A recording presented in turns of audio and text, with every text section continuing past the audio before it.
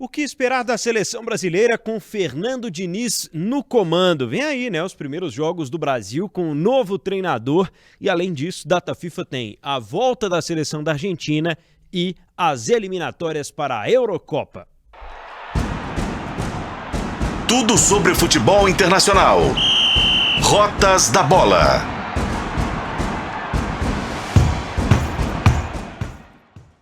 Olá, bem-vindo, bem-vinda! Tá começando mais um episódio do Rotas da Bola, o podcast de futebol internacional aqui de O Tempo Esportes. Eu sou o Pedro Abílio e comigo o editor do Tempo Esportes, o Fred Jota, para falarmos sobre a data FIFA. Entre os dias 4 e 12 de setembro, as seleções voltam ao calendário.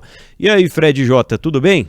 Tudo bem, Pedro. A gente gosta desse jogo de seleções, não gostamos? Gosta, é que a gente queria que os times continuassem jogando, mesmo com as seleções jogando, que os jogadores se virem para fazer isso em nome do nosso entretenimento, mas não tem jeito. Eu também fico doído quando não tem Premier League, quando não tem... Agora não tem Brasileirão também, hein? A gente reclamava disso várias vezes, mas para tudo. Eu fico com esse incômodo, mas o jogo de seleção a gente sempre gostou. Ainda mais depois de uma Copa do Mundo tão surpreendente, movimentada, como foi a Copa do Mundo do ano passado, e já entrando, né, em toda a expectativa dos próximos ciclos, principalmente do próximo ciclo de Copa do Mundo, que já começa a ser definido a partir das eliminatórias para a Eurocopa, né, que é a grande competição para os europeus. Mas por aqui já temos em andamento também, teremos em andamento, né, nessa data FIFA de setembro, os jogos das eliminatórias para a Copa do Mundo. E aí, em se tratando de futebol sul-americano, nós vamos estabelecer aqui, né, o patamar em que chega a seleção brasileira diante dos seus adversários e o patamar em que chega a seleção brasileira diante dos europeus, que vai encontrar pouco, já sabemos, né, durante esse ciclo, assim como foi de 2018 para cá, depois da criação da Nations League principalmente. Vamos começar falando, né, Fred, sobre a seleção brasileira do técnico Fernando Diniz, que assume um papel duplo, né, nesse primeiro momento, técnico que vai continuar comandando o Fluminense e comanda a seleção brasileira. Ele vai ter esses dias de setembro, mais 10 dias em outubro e mais 10 dias em novembro. Então são 3 meses de encontros com os seus comandados aí para começar a dar uma cara nova para a seleção brasileira. Ele tem uma vantagem, na minha avaliação, que é o olhar para o futebol local. A gente acabou de falar que não tem mais Brasileirão embolado com a data FIFA. Em tese, ele quiser levar 20 jogadores do mesmo clube, ele pode levar. Menos mal. A data FIFA tem alguns probleminhas, mas não vai ter jogo no mesmo dia. É porque às vezes ela tem... Só no dia seguinte. Só no dia seguinte. Essa que é a questão. Mas enfim, eu acho que ele tem essa vantagem. O olhar observador dentro do futebol brasileiro é uma coisa rara, não é uma coisa tão comum assim. Ah, mas o Tite também olhava pouco, na minha avaliação. Muito pouco para o futebol local. E acho que o futebol local pode agregar alguma coisa sim. E como ele já está com o costume, já sabe quem que é, já sabe até os jogadores dos outros clubes, porque do Fluminense obviamente tem jogadores que merecem estar na seleção, André e Nino, né? No primeiro momento. Eu acredito que ele pode trazer um perfil de jogo diferente. Com possibilidades, Pedro, de entrosamento e possibilidades de fazer ajustes até no estilo de jogo. E por que é possível fazer ajuste durante uma eliminatória, Fred Jota? Porque eliminatória na América do Sul, gente, vamos combinar, né? 18 jogos para classificar praticamente todo mundo para a Copa. Se fosse um torneio ainda, um turno e retorno, pontos corridos, né, Pedro? Um torneio com 10 seleções, mas não é. Jogo contra a Bolívia, primeira partida, sexta-feira, dia 8 de setembro, no meio do feriado. Convenhamos, dá para fazer testes. Peru e Brasil na terça, dia 12. Dá para fazer testes. Dá para implantar alguma coisa diferente no curto espaço de treino e 2 partidas, que vai ser mais ou menos o padrão por um bom tempo da data FIFA. Não tem expectativa nenhuma em relação às eliminatórias sul-americanas. Vai ser um grande desafio, que vai ser difícil. Para mim, Só se tiver uma crise colossal na seleção brasileira, isso favorece o Fernando Diniz. Só uma observação. Eu ainda não garanto que o Carleto virá. Você garante? Não, de forma alguma, né? O Ancelotti segue firme no Real Madrid, pelo menos até o fim do contrato, né? Não vejo ele saindo do Real Madrid em janeiro. Acho que seria uma insanidade pensar nisso agora. E vejo um desgaste com o Fernando Diniz e a diretoria do Fluminense enquanto isso tudo está acontecendo, né? Não ficaram tão satisfeitos. É claro que houve uma consulta, fala-se no respeito com que a CBF tratou esse momento, né? Para que o Fernando Diniz fosse o novo técnico da seleção interinamente, como eles anunciam, mas não vejo garantias, né? De que esses trabalhos, um que será interrompido e outro que vai ter continuidade. Tem uma outra vantagem, né, que o Fernando Diniz já dirigiu muitos clubes, eu fui até pesquisar o histórico, então desde 2018, quando ele vai para o Atlético Paranaense, ele só comanda time de Série A, ele só comanda time que está nesse ciclo. Então ele treinou a maioria dos grandes jogadores que estão hoje no futebol brasileiro, né? Mesmo os que ele não teve um contato mais longevo, ele conseguiu enfrentar mais vezes, ele conseguiu ter alguma situação ou outra. Por exemplo, o Rafael Veiga, um dos destaques do futebol brasileiro hoje. É um cara que tem um carinho especial pela forma com que o Diniz o ajudou no Atlético Paranaense. Então acho que ainda tem esse outro ponto além, né, desses jogadores que ele está acostumado a treinar ou a enfrentar no dia a dia e observar, como você falou. Acho que o que pode dificultar nesse primeiro momento é realmente a divisão dos dois trabalhos, é realmente o que ele vai conseguir implementar nesse período, né? Porque o Diniz vai ser treinador da seleção brasileira nesses 10 dias. Não vai ser como o Tite, que está num dia assistindo um, no outro assistindo o outro. É claro que ele vai ter esse trabalho remotamente, mas acho mais difícil implementar alguma coisa. E eu espero muito ver a seleção brasileira jogando de um jeito diferente. Descansar um pouco desse 4-1-2-3 que há, 5 anos é a tônica, né? E que infelizmente não deu certo. E a gente vai viver um momento, Fred, pelo menos nessa data FIFA de setembro, muito diferente para a seleção. Vamos voltar um pouquinho no tempo para a gente resgatar a primeira entrevista coletiva do Fernando Diniz como técnico da seleção brasileira. Ele explica que o Neymar está em condições de jogo, que o Neymar vai ter condições de jogar. Só que logo quando chega ao Al Hilal, o clube anuncia que ele está lesionado, o Jorge Jesus fala que existem 2 lesões, inclusive, num primeiro momento, em que o Neymar demoraria mais tempo a voltar a jogar. Nós estamos gravando esse Rotas da Bola algumas horas depois, né, do jogo do Real Madrid contra o Celta de Vigo, em que o Vinícius Júnior se contunde. Então, se na ausência do Neymar o Vini era o protagonista, agora, ao que parece, podemos ter a ausência dos dois, pelo menos 100% fisicamente, no caso do Neymar, no momento inicial. Você vê que poderia ser o substituto e se a mudança tática é para esse momento e pode ser testada, principalmente tendo esses 2 desfalques possíveis, Fred? Vamos por partes. Eu sou a favor de uma mudança tática, mas uma mudança que faça o jogo do Diniz fluir. Simples assim. Ele vai ter as peças que ele vai conseguir montar de uma maneira diferente. E eu acho que ele vai montar de uma maneira diferente.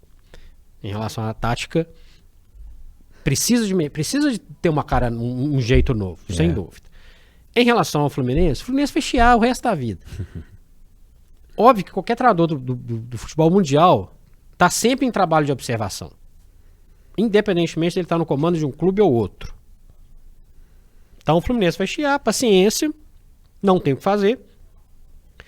E em relação ao tempo de trabalho, ele vai ter o mesmo tempo de trabalho que o Tite tinha. Trabalho cara a cara com os jogadores. Então, não muda tanta coisa assim. Aliás, eu acho muito melhor ter um técnico de atividade do que o Tite, que ficava, né, meses e meses e meses. Se o Tite fosse hoje técnico da seleção, ele ia estar com alguns meses aí de inatividade. 3 meses. Então, em relação a isso, na minha cabeça não muda muito. Mas eu vejo o Diniz como uma opção mais prática para o dia a dia. 3, Neymar. Impressionante como sempre tem alguma polêmica ao redor desse nome, Pedro.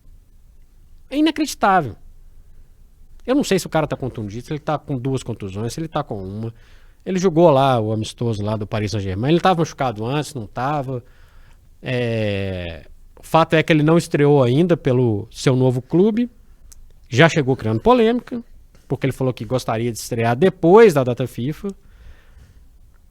Agora tem essa contusão. A contusão é uma justificativa para ele estrear só depois mesmo. Vai encarar a Bolívia em Belém. Primeiro jogo das eliminatórias, jogo mais pegado, mais duro, com a seleção em tese desentrosada, no calor de Belém, e depois vai jogar lá em Lima. Será que o Neymar... Uma dúvida, será que o Neymar vai estar nessa seleção? Efetivamente? Do ciclo inteiro, né? Sabe? A que nível? E nível tático, técnico, físico e de interesse, né? E dentro do jogo do Diniz. Como o Diniz vai aproveitar melhor o Neymar? A gente não sabe. O Diniz pode ter uma ideia melhor para a utilização dele. Ele vai jogar com o Neymar mais aberto, ele vai jogar o Neymar como camisa 10, como já foi testado algumas vezes. Não sei. E te diria que, em relação ao Vini Júnior, o Vini Júnior é mais protagonista do que o Neymar hoje. Sei, acho que não... Concordo. Bola por bola, história e o marketing em si e toda a coisa midiática é uma coisa, mas bola é sem dúvida o Vini Júnior. Quem que seria o líder, a cara dessa seleção? Pensando em jogador experiente, o primeiro nome que me vem à cabeça é do Casemiro. Sim. Que é um jogador chave, um jogador importantíssimo, um jogador que tem jogado em bom nível. Na minha opinião, inclusive, um nível abaixo do período dele do Real Madrid, mas ainda em bom nível. Ele seria um jogador para ser uma referência dentro da seleção. Ele não é o mais habilidoso, ele não é o mais técnico, mas ele é o jogador com maior capacidade de liderança dessa nova seleção. E a gente vai ter que entender, ô Pedro, como que o Diniz vai usar também o Vini. Ele vai usar o Vini com o Neymar? Essa era a cabeça dele? Ou não? Porque o que garante o Neymar ser titular da seleção brasileira hoje? A gente não sabe. A gente não sabe. Por tudo isso que você falou, a gente não sabe se ele vai estar no ciclo inteiro, a gente não sabe a cabeça dele. O Vini é um protagonista, o Rodrigo também é um protagonista, mas né, num escalão menor. E tem jogadores que têm uma personalidade muito forte, têm um carisma enorme e têm uma possibilidade de chamar a atenção. Que nesse ciclo eu teria muita curiosidade de entender o Richarlison. O Richarlison, só para a gente lembrar aqui, ele foi negociado do Everton para o Tottenham, jogou uma temporada no Tottenham e fez 3 gols. 3. Na Premier League. No final da Premier League, inclusive, quando já efetivamente não valia nada. É um jogador para ser desprezado? Não. É um jogador para ser recuperado. É o protagonista? Também não. Ele vai jogar com o Richarlison, centroavantão, lá na frente? Seria o Cano da seleção brasileira, mais ou menos? Já tentou, o Tite já tentou, né? Não deu certo. Não. Né? Pois é. Então tem muitas dúvidas para ele conseguir. Eu não consigo traçar um desenho específico para uma seleção que ainda para mim é um quebra-cabeça. Até porque o Diniz pode trazer inovações a partir do que ele encontrar. E eu espero que ele não pense uma seleção em torno do Neymar. É o que a gente detecta, né, nos últimos anos, o que aconteceu, e até numa entrevista recente, quando estava para deixar o Paris Saint-Germain, estava passando férias lá em Miami, o Neymar reclamou, não é que reclamou, mas é que ele, falando sobre o título mundial da Argentina, ele comenta sobre como a seleção da Argentina jogou pro Messi, né? Então dá a entender que assim, a seleção brasileira meio que não jogou para mim. E foi realmente a responsabilidade tática que o Tite tentou tirar das costas dele, distribuindo com o Vinícius, com o Rodrigo às vezes, até com o Rafinha, que foi uma espécie de um protagonista ali no início da Copa. Enfim, nós temos um jogador em especial, Fred, aqui no Rotas da Bola, que tem feito, tem chamado muita atenção do nosso público brasileiro, mas a gente já conhece a história, que é o Joelinton, do Newcastle, um jogador que chega na Inglaterra como um centroavante e é transformado num volante, num jogador multifunções, multitarefas, e que teve uma boa data FIFA. Acho que talvez o jogador que tenha saído em alta daqueles amistosos insignificantes que o Brasil fez em junho. Mas é um jogador que desponta para ganhar um espaço no meio campo ali, não? Já imaginou um dia que o Newcastle teria 2 titulares na seleção brasileira? É difícil. E no meio ainda? No meio campo ainda. Porque o outro, tô falando novamente de Bruno Guimarães, que joga muita bola. O Joelinton é um cara taticamente nota 10. É um cara humilde, é um cara que entende a função dele, é um cara que chegou, claro que o número não quer dizer tanta coisa assim, mas ele chegou com a 7. Então ele já chegou com aquela questão de ser um atacante e tal. E se reinventou numa das equipes que melhor se reinventaram no futebol europeu. Newcastle de Champions League, que é o tema do nosso próximo Rotas da Bola, hein? Já se liga aí. Eu acho que esse é um que pede passagem. Se ele vai ser titular, se ele não sei. Mas ele é um que pede passagem. É um jogador que, pro perfil... Quando a gente começa a acompanhar esse retorno da Premier League, por exemplo, a gente vê por que o campeonato está num nível acima dos demais. E se o Joelinton é um cara que se encaixa bem na Premier League, ele tem algumas características que agradam qualquer técnico. Por que o Fernando Diniz abriria a mão de alguém com um perfil tão tático, tão inteligente, tão multifunções? Esse é um que pede passagens e ele ganhou espaço mesmo, Pedro. É difícil imaginar até que ele vá ser de fato titular, né? Tem uma concorrência muito grande, mas que vai ganhar alguns minutos nessa data FIFA, isso aí pode ter certeza, porque é um jogador que se encaixa em várias funções ali do meio campo, e eu imagino o Fernando Diniz tentando povoar um pouco mais o meio campo da seleção brasileira. Eu acho o meio campo meio pobre por conta da dependência dos pontas, né? Da criatividade do Vinícius Júnior pelo lado esquerdo, principalmente, do 1 contra 1 dele, né? Mas vejo como uma necessidade, né, que a seleção brasileira monte um meio-campo um pouco mais ganhador de duelos, um meio-campo um pouco mais físico, um meio-campo um pouco mais completo. Afinal de contas, é uma seleção que pode, de repente, abrir mão da linha de 4. Tem os laterais todos em baixa. Claro que tem ali, talvez hoje o Wanderson e o Caio Henrique, né, entre os que foram convocados, mas jogadores que estão lá na França, no Mônaco, desempenhando um papel de ascensão e não de fato protagonismo. Renan Lodge, a gente já não sabe mais a que papel vai se prestar nesse ciclo, está convocado, mas não sei. E o Danilo também, acho que já provou que é hora do ciclo começar a se renovar, né? É um jogador importante, mas que talvez comece essa transição para ser um líder fora de campo, para ser um outro papel ali, porque dentro de campo já não tem sido mais aquele craque que foi em algum momento, né? Na lateral tem problemas. Tem. Mas ele tem uma solução no meio de campo do Fluminense. Nesse bolo aí, para mim, o André ganha espaço. Pois é.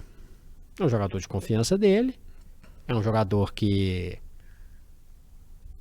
faz esse trabalho de destruição com extrema eficiência e ainda sabe sair jogando. Tá cada dia mais forte o André. Eu vi umas fotos da evolução do físico dele no Fluminense nos últimos meses. Impressionante. Então aqui, ó, a gente já falou do André, do Casemiro, do Joelinton, do Bruno Guimarães. Tem gente aí se perdendo espaço. Pois é. Tem gente que tá lá na Arábia Saudita que acho que está perdendo espaço. Ainda tem o Rafael Veiga para entrar um pouco mais para um setor um passinho para frente ali nesse meio campo. Eu acho que ele tá numa prateleira abaixo do que essa turma, mas beleza. Continua gente aí perdendo espaço. Nós vamos falar de um que já perdeu, na minha opinião, pelo menos momentaneamente, mas olha como é difícil o Neymar se encaixar nessa situação. Verdade.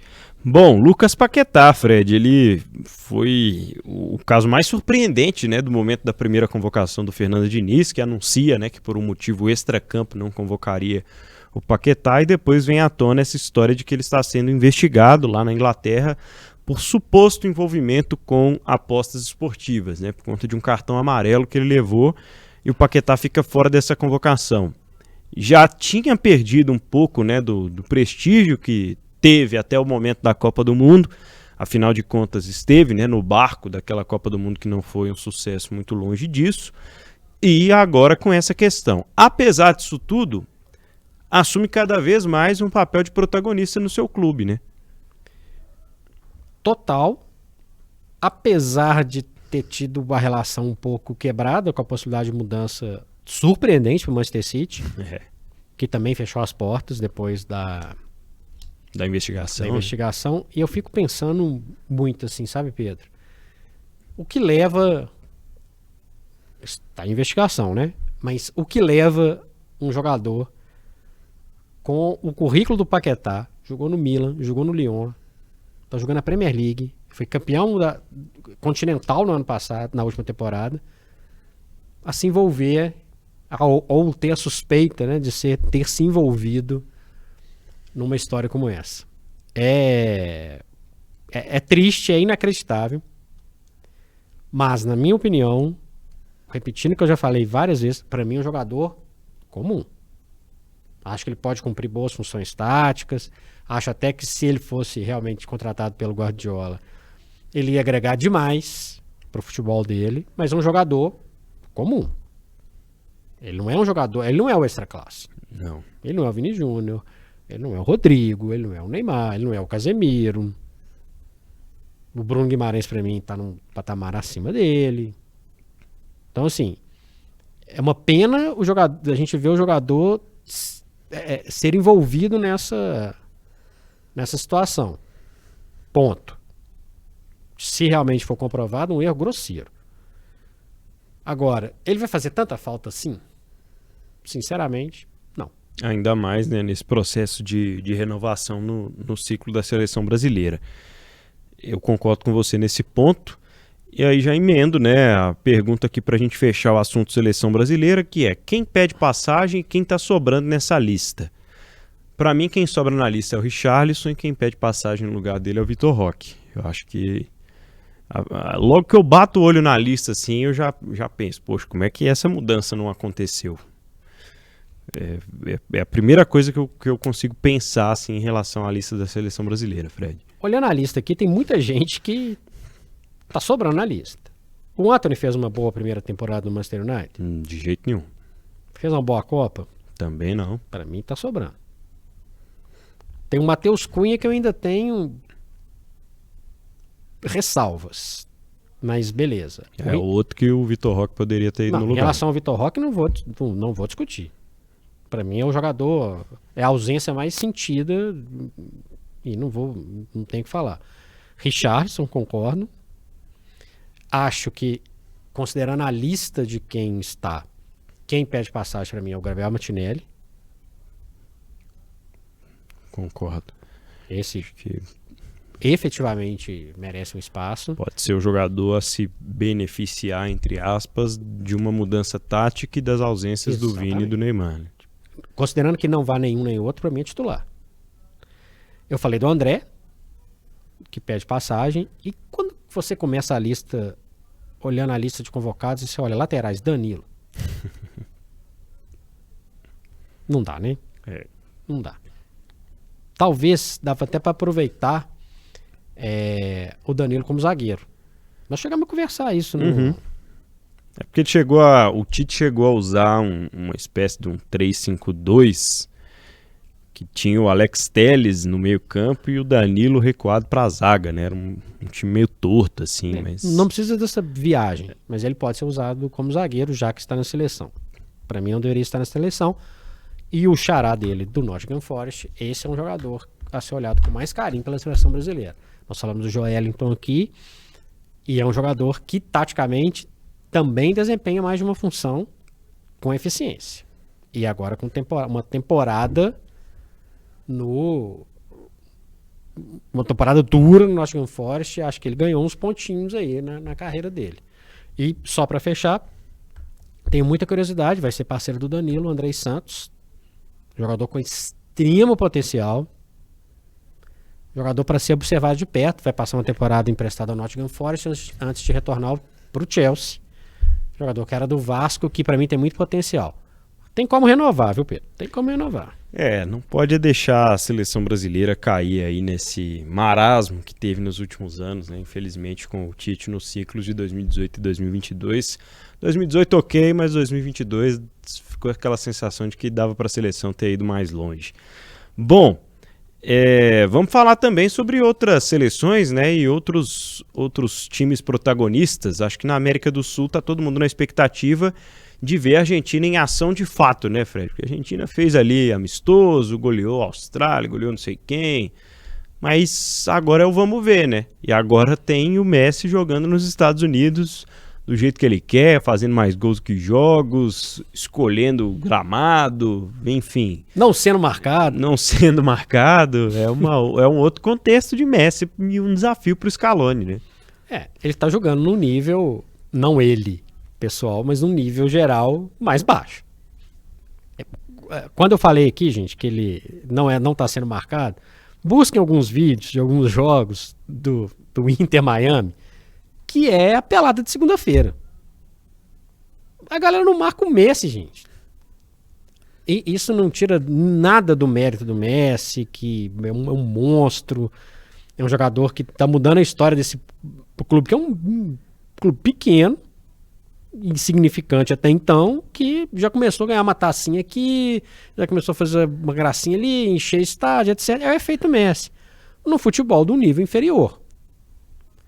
Assim como o Neymar, ele vai tomar porrada lá em La Paz, ele vai ter que jogar naqueles campos ruins de alguns lugares, de alguns países da América do Sul, vai ter jogo pegado contra o Uruguai. Então, se o Messi não é marcado lá nos Estados Unidos, ele vai ter a cara nova vai ter um jeito novo de jogar nessas eliminatórias. É um extra classe, é um cara espetacular, que ele vai ser o farol dessa galera que vai substituir ele. Ainda acho que esse cara ainda joga uma Copa ainda. Posso até estar enganado, mas acho que esse cara ainda joga uma Copa. Esse processo vai ser muito interessante pra gente ver esse papel de liderança dele. Pena que são 18 jogos de uma eliminatória arrastada. Lembrando que tem Copa América 2024, hein, Pedro? Que é a mesma galera. Tô surpresa que não vai ter esse ano. Pelo amor de Deus, assim. Enfim. Aí é uma pena ver o Messi na competição que agrega tão pouco. Com carta tão marcada. A gente vai ter que fazer, depois nós vamos fazer rotas da bola sobre as eliminatórias, assim, quem que não vai pra Copa da América do Sul? São 2 seleções. Então tá bom. Não, né? Enfim. A seleção da Argentina faz jogos contra o Equador e contra a Bolívia, né, que pega o Brasil na primeira rodada, nas 2 primeiras partidas aí das eliminatórias para a Copa do Mundo, as eliminatórias sul-americanas. Messi a 3 mil metros de altura. Messi lá em La Paz, com certeza. Eu tenho uma dúvida em relação ao aproveitamento dele daqui para frente, né, 36 anos, mas eu gostaria de ver essa seleção se renovando ao redor dele também, como foi para conquistar o título no Catar. Tenho acompanhado, acompanho mais de perto a carreira do Garnacho, que é o argentino do Manchester United, que tem sido titular do Manchester United mesmo com tão pouca idade, né? Já há algum tempo ele é um jogador muito utilizado e um jogador que vai ganhar um pouco mais de responsabilidade se a coisa continuar nesse caminho para ele, né? É o mesmo caso de alguns jogadores da seleção brasileira. Quem começa a ter rodagem Premier League tem que jogar. Tem que jogar. Não tem muito o que discutir, Pedro. O campeonato é muito disputado. Ele é um campeonato que tem uma exigência física, tática e técnica que os jogadores que começam a ganhar espaço, eles vão ter que jogar nas suas seleções. Você não pode abrir mão de um cara que mesmo no Manchester United, para mim, num eterno processo de reconstrução, um cara aparece. Vamos imaginar, o Bruno Fernandes é hoje um extraclasse, concorda? Sim. O cara joga todo dia com o Bruno Fernandes. O cara joga com o Casemiro, que eu acabei de elogiar. O cara joga com o Rashford, que é um jogador importantíssimo da seleção da Inglaterra. É muita gente boa o tempo inteiro. O futebol do cara melhora. Então, esse é um que vai ser titular? Não sei. Quem que, pra mim, é titular absoluto é o que joga na mesma cidade, só que veste azul, que é o Julián Álvares. Que inclusive começa uma temporada de... Parece que o Guardiola achou um espaço pra ele no time titular, hein, Fred? Primeiro, porque ele é bom. Segundo, porque taticamente ele é um cara que, pra jogar, pra ser titular do Guardiola, você não vai ter um cara que vai ficar paradão lá na frente, você vai ter um lateral que vai jogar só no cantinho. Você tem um cara de movimentação, um cara de boa finalização, um cara que sabe marcar. E, aliás, assim, impressionante. O que o Julián Álvares não ganhou na carreira dele em poucos anos de carreira? Verdade. Então, Copa do Mundo, Copa América, Champions League, Premier League, Libertadores, a Supercopa da Europa, FA Cup. Tá doido. Joga bola. Demais. Joga bola. Esse é titular. E pelos mesmos motivos que eu falei do Garnacho. Com quem que ele joga no City? O cara tá lá treinando todo dia. O Bernardo Silva, o De Bruyne, o Haaland. Tá doido. É o Rodri. Tá doido. Coloquei aqui em destaque também, já que falamos de... Se tá na Premier League tem que jogar, né? O Montiel que sai da Espanha e vai pro Nottingham Forest, que abre os cofres, né? Pra tê-lo. E o Liverpool que tira o McAllister depois de bons anos no Brighton, né? De boas temporadas de cartão de visita dele na Inglaterra. O Liverpool vai buscar outro argentino. Lembrando que o Brighton não tá aqui no nosso roteiro do Rotas da Bola, mas um dos times mais agradáveis de jogar nos últimos meses, pelo menos.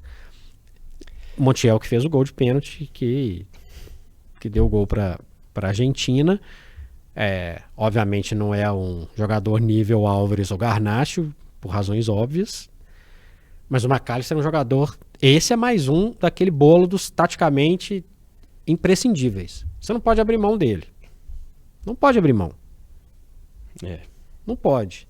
E também, se a gente falou do Guardiola, pode jogar com o Klopp também, tem que ter um algo a mais, senão roda.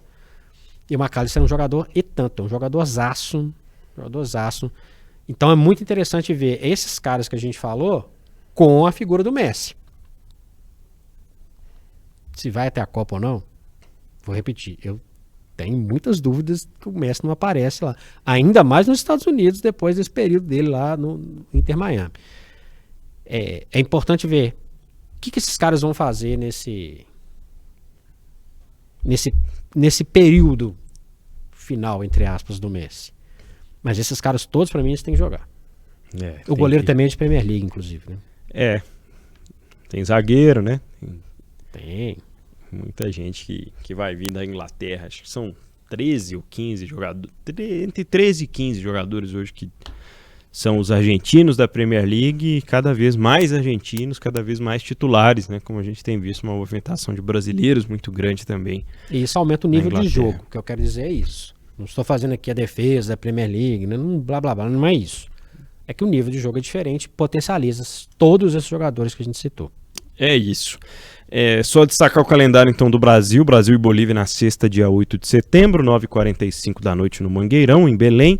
E Peru e Brasil na terça, dia 12, 11 da noite, horário de Brasília, contra a seleção peruana no Estádio Nacional, lá em Lima. Bom, já que falamos aqui dos sul-americanos, Fred, quero falar da KTO.com. É rumo ao Maraca com até R$20 mil em free bet, viu, Fred? Pois é, as quartas de final da Libertadores estão aí e a KTO vai premiar quem ousar mais nas suas apostas. Você pode ganhar até R$20 mil em free bet, Pedro. Já pensou? O que é ousadia pra você nessa reta final de Libertadores aí, hein? É apostar que o Pereirão vai virar sobre o Palmeiras no jogo de volta. Bolívar e Olímpia numa final. Aposte pelo menos R$5 em qualquer esporte entre hoje e o dia 31, hein? Tá acabando, então. Se você apostar nas odds mais altas e o palpite der certo, você ainda ganha pontos. Vai se dar bem quem desafiar as probabilidades, viu, Deportivo Pereira? Tô falando. Os 50 maiores pontuadores, né, desses pontos que falamos aqui, né, durante as quartas de final vão ser premiados com free bets que vão de 50 a R$20 mil para o grande vencedor.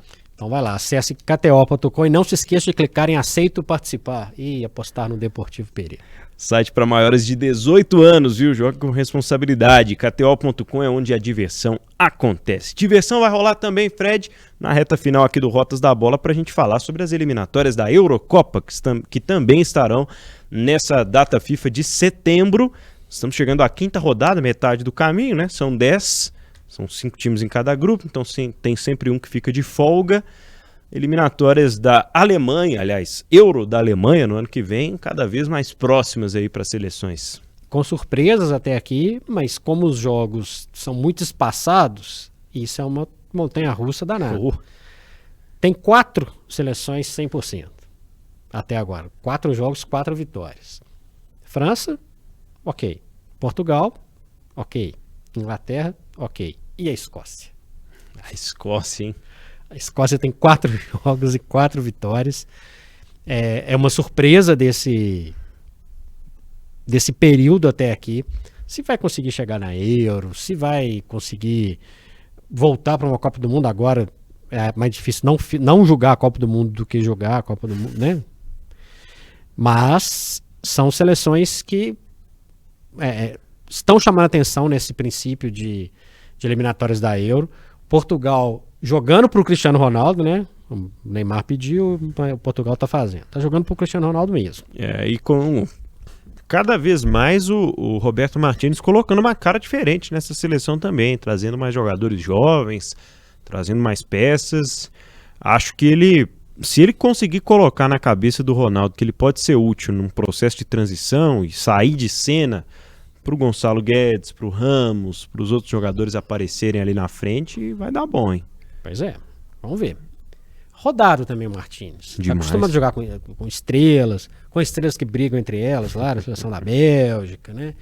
É interessante ver esse trabalho. Como é interessante ver o trabalho na França, que é um trabalho de continuidade muito grande, é interessante. A Inglaterra, eu quero ver muita reação do Kane, agora jogador do Bayern de Munique, já estreou 2 jogos, 3 gols na Bundesliga. É o que se esperava, né? Vai fazer 50 gols na Bundesliga.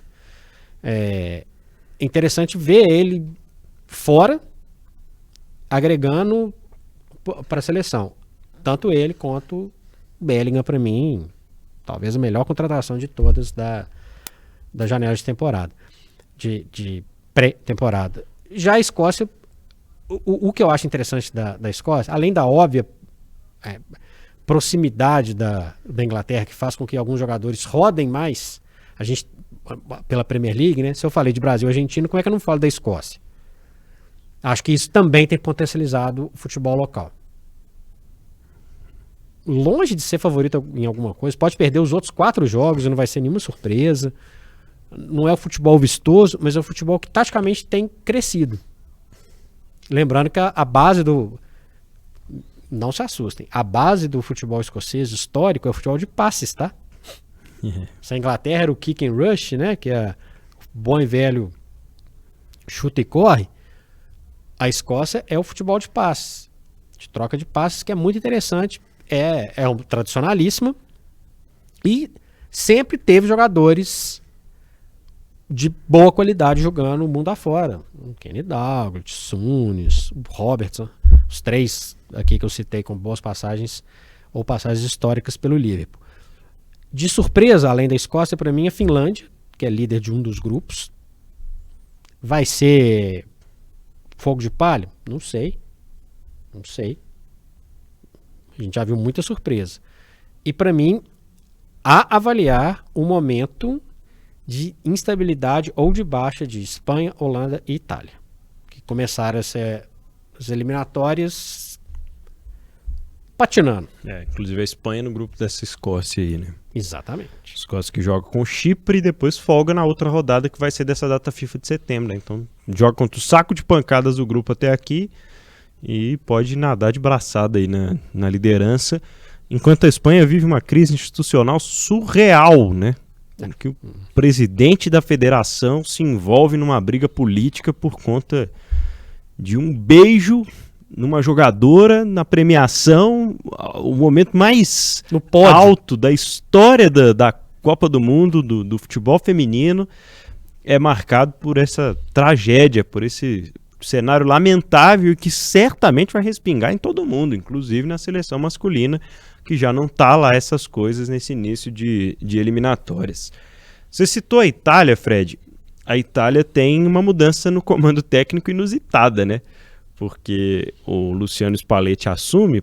Por quê? A gente contou muito a história do Spalletti aqui para falar sobre o Napoli campeão, né? O treinador que leva o Napoli ao título italiano, agora é o técnico da seleção italiana. Muita gente comemorou este fato, mas lamentou a forma como o Roberto Mancini deixou a Itália.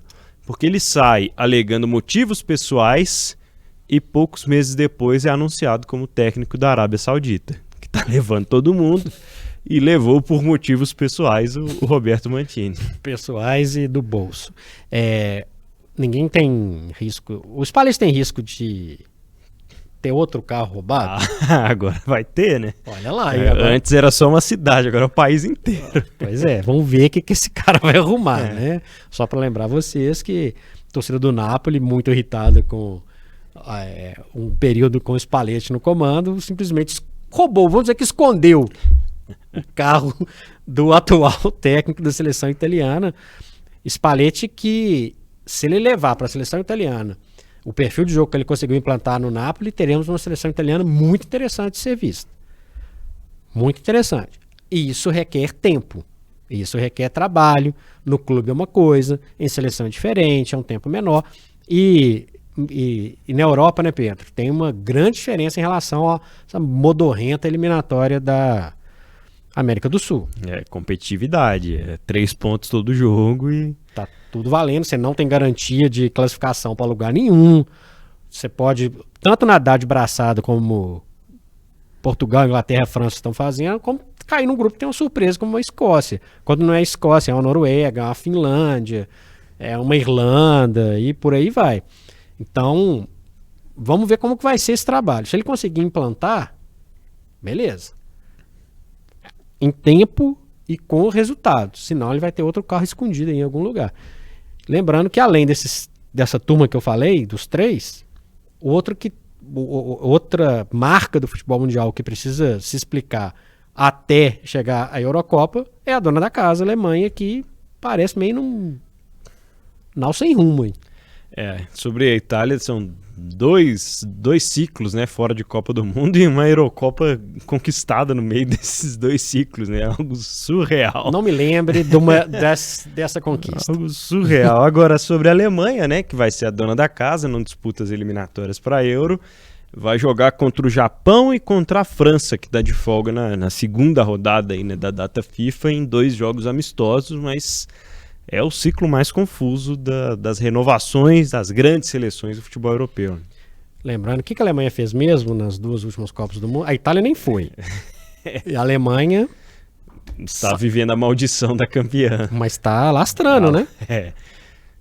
Teve um jogador alemão, porém, que foi um dos grandes destaques da última temporada, que é o Gundogan. Não é bem uma renovação. Mas... pode ser um modelo para alguma coisa, mas muito confuso. Há muito tempo eu não vi a seleção alemã tão desgovernada. Porque antes o desgoverno da Alemanha levava a Alemanha a um vice-campeonato. Em 2002, por exemplo, a Alemanha estava no processo de reformulação, foi vice-campeã do mundo. Depois fez 2 semifinais seguidas e depois foi campeã do mundo. Esse foi o período de renovação da seleção da Alemanha. Que, se tiver começando outro, teremos uma Alemanha forte em breve, passando... pela sua timeline, viu, Pedro? Alemanha que vai nesse ciclo aí, né? Teve uma mudança significativa, a gente falou um pouco sobre o mercado, né? Acho que a ida do Havertz para o Arsenal pode dar uma cara nova aí para o ataque da seleção alemã, afinal de contas, ele no Chelsea não vinha dando liga mais, nada deu liga no Chelsea na temporada passada, enquanto quase tudo deu liga no Arsenal na última temporada. Expectativa, então, aqui do Rotas da Bola para a próxima data FIFA. Vem aí os jogos das seleções e a gente volta em breve, como o Fred já anunciou, falando sobre outras seleções dos clubes que vão disputar a Champions League. O podcast Rotas da Bola. Eu sou o Pedro Abílio. Eu sou o Fred Jota e você vai acompanhar o Rotas da Bola no seu tocador de podcast preferido e também no portal O Tempo, além do YouTube de O Tempo. Abraço, até a próxima.